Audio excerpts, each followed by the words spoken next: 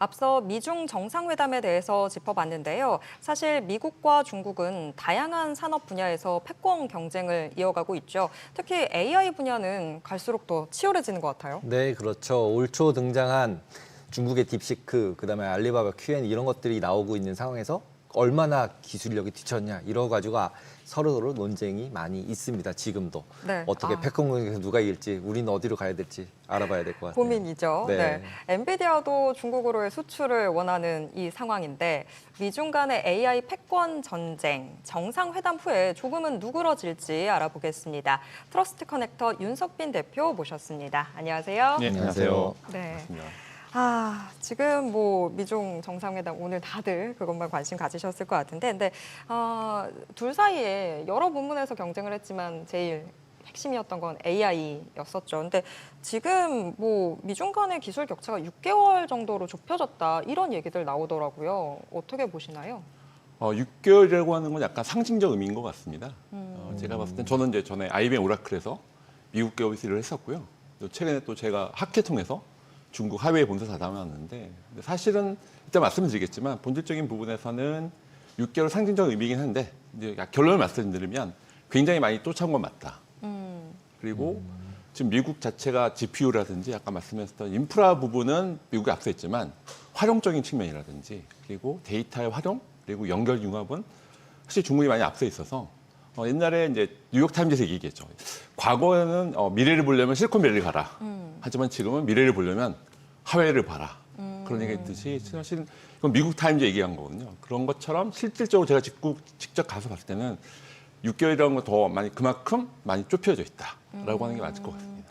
근데 첨단 기술에서의 6개월이 사실 그냥 일반적인 시간으로 보면 짧아 보이지만 정말 역전하기엔 또 힘든 시간이지 않나요? 예, 그러니까 지금 미국에서는 엔비디아를 중심으로 한 GPU 인프라라든지 그런 생태계 그리고 소프트웨어적 부분을 앞서 있는 건 맞습니다. 그런데 중국에서는 워낙 이따 또 말씀드리겠지만 제재로 인해서 내성을 시키다 보니까 모델에 대한 효율성이라든지 프레임워크 그리고 오픈소스화 부분은 굉장히 앞서 있습니다. 그래서 제가 중국 상하이라든지 중국 북경 선전을 가면 실제 거기 많은 스타트업들이 거의 한 몇만 명이 밤을 새고 있거든요. 실제 지금 우리나라는 52시간 하지 않습니까? 이제 젊은 친구들이 미팅하면 이제 집에 가는데 그분들은 미팅하고 다시 회사로 돌아가시더라고요. 그만큼 그런 열정이나 그 모여있는 에너지가 저희가 생각해보면 굉장히 좀 강합니다. 그래서 아마 그런 부분에서 아마 또 말씀드렸지만 GPU나 아까 인프라스트럭처는 아주 미국이 앞서 있는 건 맞습니다만 근데 활용적인 측면이라든지 데이터 자체 활용하는 부분은 확실히 중국이 많이 앞서져 있고요. 그런 관점에서 아마 중국이 그런 건 약간 좀 자신감이 있는 것 같아요. 그런 부분에서는 우리가 좀 따라잡을 수 있다는 부분이고 물론 지금의 AI 인력 부분도 지금의 AI 인력은 솔직히 말씀드리면 미국에 있는 중국인과 중국의 중국인의 싸움이다. 그런 벌어질 정도로 그런 부분에서 제가 이제 송강대 AI 소프트웨어 대학원 특임 교수도 하고 있어서 제가 산업계, 학계 관점에서 본다면 조원적으로 봤을 때는 그렇게 약간 인력적인 측면, 그동안 아마 인프라적인 측면에서 조원적으로 봤을 때는 좀 상징적 의미이긴 한데 많이 쫓아온 건 맞다라고 말씀드릴 수 있을 것 같습니다. 근데 보통 이제 AI를 가지고 활용을 할 때는 결국 데이터가 중요하잖아요. 근데 이제 지금 말씀하신 것처럼 인체 데이터나 기타 데이터들을 서양에서는 이제 민주주의 국가에서 못 사용하는데 중국에서는 당연히 사용을 하잖아요. 그러니까 당연히 어플리케이션이라고 불리는 실제 우리가 쓰는 프로그램에서는 중국계 더 앞설 수 있을 것 같더라고요. 거기다가 제가 최근에 본 것 중에는 트레이딩을 매매를 기계 AI들이 하고 있어요. 모든 AI 지능들이. 근데 1등, 2등은 전부 다 중국이더라고요. QN이랑 네. 딥식이 1, 2등을 하고 있더라고요. 그래서 이런 부분들이 실제로 향후에 저희가 생활에 쓸 때는 중국 거를 우리가 쓸 수 있어지는 건가요? 우리도 어느 정도 막고 있지 않나요? 예, 그럼 소브린 AI라고 네. 하죠. 저희가 이제 그런 부분에서 이제 중요한 부분이 맞고요. 근데 지금 말씀하신 것처럼 이제 그런 것들은 두 가지가 있을 것 같아요. 하나는 아마 데이터 보안 쪽 부분이 있을 거고요. 근데 그런 것들에 대해서는 아마 자국 내에서 우리나라도 소브린 AI를 하고 있고, 근데 중국에서 말씀하신 것처럼 정확한 맥을 잡으셨는데 개인정보가 없죠. 네. 유럽은 GDPR인데 우리나라 개인정보 보호가 있죠. 거기는 다 얼굴 인식 다 하고요. 신체 인식 다 하고. 저도 중국 가서 느끼는 건 거기가 헬스케어가 굉장히 그러니까 모델은 약간 오픈소스를 쓰고 있지만 데이터가 제일 중요하습니다. 데이터가 퀄리티가 좋으면 좋은 서비스가 나올 수밖에 없는 구조로 있어서 그런 부분 확실히 중국이 로봇이라든지 아니면 그런 어플리케이션 운영 더 많이 앞서가 있다는 게 사실이고요. 그런 관점에서 우리나라 입장에서 본다면 약간 이제 뒤에 또 소브린 AI라든지 약간 제조, 컨텐츠, 약간 특화된 도메인 스페시픽한 부분을 좀 발달시킬 필요가 있다고 생각합니다. 지금 헬스케어는 어떤 거가 발전됐다고 느끼셨어요? 중국에서 딱 보셨을 때? 아까 데이터 힘이죠. 데이터 부분이 우리 입장에서는 얼굴 인식 같은 부분에서 얼굴 인식. 또 다른 게 헬스케어라고 그러면 다른 분야들이 좀 있을 거 아니에요? 무슨 우리나라는 지금 헬스케어 하려면 다 일단 승인을 받아야 되잖아요. 근데 그런 게 모든 뭐 신체 데이터라든지 그런 것들에 대해서 네. 뭐 거기는 뭐 개인정보 그런 건 없습니다. 다 사실은 다 그래서 약간 다 방송이라 잘은 그렇지만 말씀 다, 못 드리는데 네. 사실은 그런 게 예상보다는 더 많이 오픈돼 있고 물론 되게 또 관이라고 하거나 그 동상당에서 약간 주도하고 있는 게 또 사실이기도 하고요. 그럼 실제로 소비자들이 쓰고 있는 게 있어요? 중국에서는? AI로 헬스케어 된 게? 어, 안면 인식 말고? 아, 뭐 사운드를 얘기하면 네. 예를 들면 우리가 사운드를 얘기했을 때 사운드 파장을 그 그래픽을 다 처리해서 AI로 사운드를 이 사람에 대한 상태라든지 건강 상태. 혁신적인 것들이 좀 많이 나와 있습니다. 그 목- 주제는 아닙니다만 제가 직접 중국 북경 상하이 선전 갔다 와서는 제가 좀 느낀 바가 좀 있었습니다.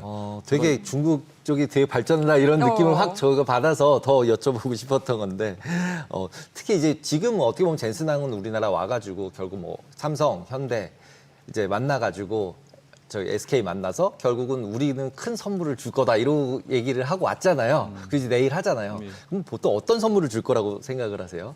예상을? 우리 선물이면 그쪽 선물. 저쪽에서 우리에게 받을 거. 우리가 줄 건 있나요? 우리가 줄 건 이제 반도체를 해야죠. 우리는 약간 일단 엔비디아 입장에서 보면 네. 사주는 거죠. 삼성 데이터 삼성 센터에 우리가 엔비디아 거 더 많이 살게요. 사실은 우리가 안 사도 살 사람이 많긴 합니다만 그래서 사실은 그게 팩트긴 한데 선물이라고 하면 어떻게 보면 일단은 저희가 사주는 거긴 하고요. 그쪽에서는 이제 우리나라 이제 여러 가지 산업이지 않습니까? 제조라든지 그런 것들은 확실히 관심이 많으신 것 같고 아까 잠깐 알려줬지만 뭐 방산 쪽이라든지 컨텐츠 그리고 뷰티 사업은 되게 얼마 전에 뭐 미국 그 뷰티 열심히 사진 올렸던 거 있던데 그렇죠. 스킨이나 어쨌든 그런 헬스케어에 대한 뷰티나 그런 컨텐츠 그리고 제조 AI는 우리나라 또 강점이 있어서 그런 것도 약간 기브앤테크가 일부 되지 않을까 기대를 하고 있습니다. 근데 지금 보면 엔비디아는 사실 미중 정상회담에서 선물을 좀 못 받았잖아요. 근데 앞서서 저희가 이야기했던 것들 종합해 보면 중국에서 우리도 이제 이만큼 기술 발전됐는데 엔비디아 칩 굳이 필요한가 이런 이야기도 나올 수 있을 것 같고 엔비디아만 지금 중국에서 곤란해진 것 같은데 어떻게 보세요? 그러니까 아까 보니까 뭐 결국은 트럼프도 엔비디아랑 직접 중국에 협의해라. 얘기하세요. 이렇게 결론이 나온 것 같더라고요. 네. 저도 뭐 다 최근에 나온 거라서 그러긴 하지만 이제 아마 사실은 중국 내에서는 하웨이를 중심으로 해서 그런 반도체 설계에서부터 제조까지 다 지금 준비를 많이 하고 있는 부분이라서 그런 거는 이제 내재화시키는데 사실은 제가 얼마 전만 해도 사실은 많은 루트 통해서 제발 엔비디아 뭐 H백 좀 사라. 살 수 있는 루트가 없을까요? 이제 저도 이제 IBM 오라클 출신이다 보니 제가 이제 저도 개발자거든요. 그래서 그러다 보니까 이제 요청이 왔었는데 이제 그런 게 좀 많이 준 것 같습니다.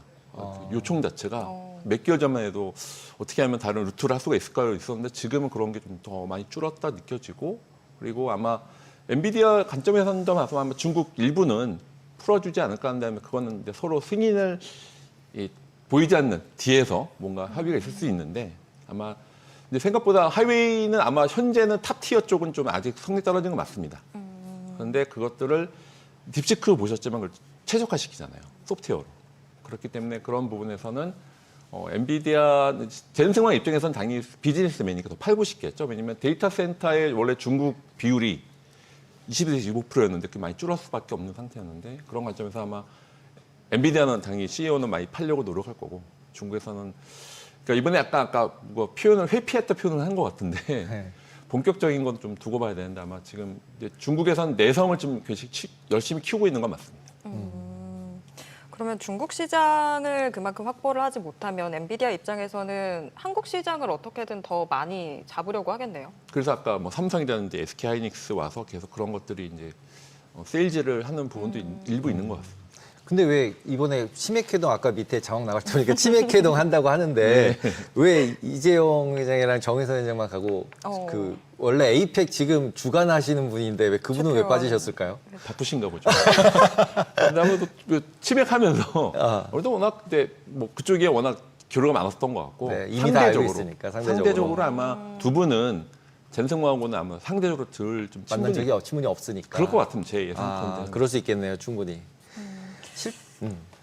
말씀하세요. 실제로 지금 AI 같은 경우 지금 우리나라 같은 경우 데이터 센터를 계속 얘기를 하고 있고 지금 엔비디아 같은 경우는 어떻게 보면은 내가 투자해줄게 그리고 내 거 사 이걸 계속 하고 있잖아요. 그리고 이제 우리나라한테 요구하는 것들도 굉장히 큰 금액들을 요구를 하잖아요. 그리고 데이터 센터가 너무 크고 그러면은 이번에도 와서 뭐 삼성전자는 너는 반도체 주면 내가 뭐 줄게 그리고 데이터 센터 니네 나라 한국에 지어 이럴 때 해주자 뭐 이런 거를 주고 가는 건 아닐까요? 그러니까 결국은 이쪽 주면 이쪽 줌으로 넘어가는 그렇죠. 주머니는 왔다 갔다 했는데 거의 그렇게 되는 게 객관적인 저도 우리나라 사람이지만 객관적으로 보면 그런 게 맞는 것 같습니다. 현재 우리 이 메커니즘을 보면 네.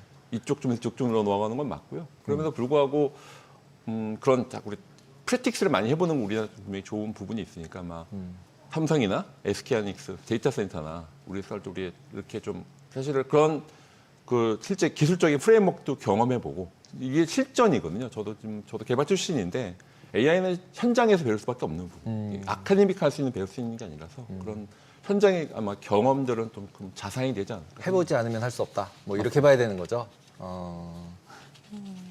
저희가 계속 여태까지는 좀 주식시장, 뭐 증권을 더 잘 아시는 분들 입장에서의 AI 거품과 뭐 지속적인 부분들 이 논란들을 계속 이야기를 해봤는데 저희가 개발자 네. 출신계는 처음 여쭤보는데 AI 거품일까요? 어떻게 보세요? 저도 이제 인터넷 모바일 겪었던 사람인데 뭐 흰머리의 유전이긴 해서 오해를 많이 하시는데 제가 이제 궁원번이거든요. 그러니까 저도 인터넷 모바일 겪었는데 이제 확실히 인터넷 모바일과 다른 그때의 버블은 아닌 것 같습니다. 사실 더 AI 갖고 있는 그 비즈니스 가치.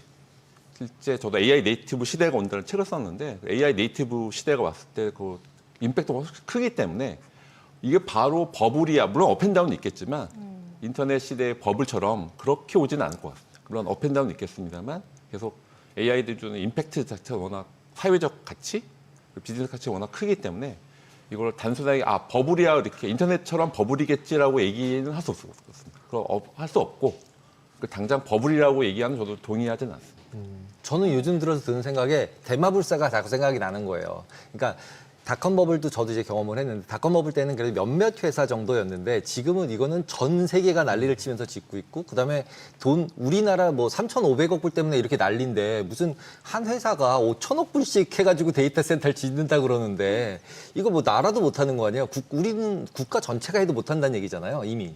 그러면 어차피 그냥 하는 나라 두 개 이렇게 미국이랑 중국에 붙어서 우리는 어디 붙을까 선택할 밖에 못하는 것 같은 느낌인데 코어 엔진 같은 경우 그럼 우리나라는 어떤 비즈니스를 해야 되는 건가요? 그래서 그 코어 엔진은 맞고요. B2C는 말씀하시는 게 맞습니다. B2B는 다를 것 같습니다. 산업적 부분은. 산업 쪽은? 그럼 우리가 뭐 컨텐츠 AI를 컨텐츠 데이터가 잘 있는 사람이 또 가치를 만들 수 있거든요. 컨텐츠 AI, 제조 AI처럼 방산이라든지 우리 지금 로봇가 하지만 그 올해 숙련된 그 노동자라는 걸 다 못 따라하거든요. 그렇기 때문에 그런 데이터가 있는 우리나라 입장에서 봤을 때는 제조 AI. 제조 AI. 그런 관점에서는 좀 분명히 관점이 있다고 생각하고요. 그래서 저도 이제 많이 그런 가서 약간 이벤트스 역할을 하고 있는데 그래서 우리 인더스트리, 그래서 도메인 스페시픽한 건 남아 있다 시장이. 시장은 남아 있다. 저도 그렇게 보고 있습니다. 그럼 글로벌하게 못 나가는 거네요. 아니죠. 그 도메인 스페시픽한 부분에서 좀 네. 엣지 있는 그 영역만 출출할 수 있는 거죠. 그러니까 미국, 중국 영역만 있는 게 아니라 실제 얼라이언스에 있는 아시아 패시픽이라든지 소브린 AI를 원하는 데가 있거든요. 우리는 미국 것도 싫고 중국 것도 싫어. 그 대표적인 데가 중동 같은 데인데 그런 데서는 우리가 좀 미국이나 중국 말고 좀 뉴트럴한 데를 원하고 싶은 파트너십을 원합니다. 그래서 뭐 네이버도 그렇고 LG도 그렇고 이제 나가고 있는 케이스가 있었고요. 실제로. 있어요. 그래도 실제로 지금 그런 게 이루어지고 있어서 그래서 사실 미국, 중국이나 이런 양강 구도는 맞습니다만 분명히 약간 저희 뭐 꼭 저는 3강까지는 아니지만 뭐 3위 안에 돼서 그런 뭐 데이터 관점, 소브린 AI 관점에서 분명히 기회는 있다 생각합니다. 네, 오늘 말씀 여기까지 듣도록 하겠습니다. 고맙습니다. 감사합니다.